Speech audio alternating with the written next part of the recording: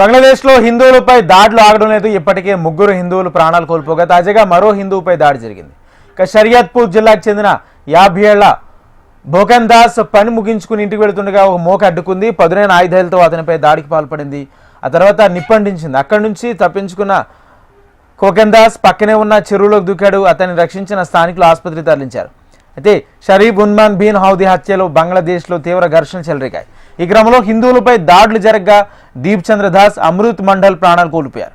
మరో ఘటనలో బజేంద్ర బిస్వాస్ను తన సహోద్యోగి కాల్చి చంపాడు. తాజాగా మరో ఘటన వెలుగు చూడడంతో మైనార్టీలో భయాందోళనలు నెలకొన్నాయి.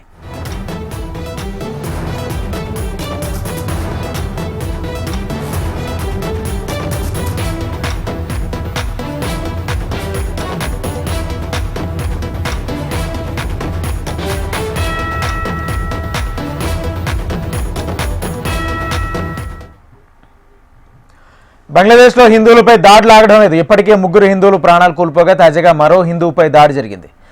ఇక షరియత్పూర్ జిల్లాకు చెందిన 50 ఏళ్ల ఖోనక్ దాస్ పని ముగించుకుని ఇంటికి వెళ్తుండగా ఓ మోక అడ్డుకుంది. పదునైన ఆయుధాలతో అతనిపై దాడికి పాల్పడింది. ఆ తర్వాత నిప్పంటించింది. అక్కడి నుంచి తప్పించుకున్న ఖోకన్ దాస్ పక్కనే ఉన్న చెరువులోకి దూకాడు. అతన్ని రక్షించిన స్థానికులు ఆసుపత్రికి తరలించారు. షరీఫ్ ఉన్మాన్ బిన్ హౌదీ హత్యలో బంగ్లాదేశ్లో తీవ్ర ఘర్షణలు చెలరేగాయి. ఈ క్రమంలో హిందువులపై దాడులు జరగ్గా దీప్ చంద్ర దాస్, అమృత్ మండల్ ప్రాణాలు కోల్పోయారు. మరో ఘటనలో బజేంద్ర బిస్వాస్ను తన సహోద్యోగి కాల్చి చంపాడు. తాజా ఘటన వెలుగు చూడడంతో మైనార్టీలో భయాందోళన నెలకొంది.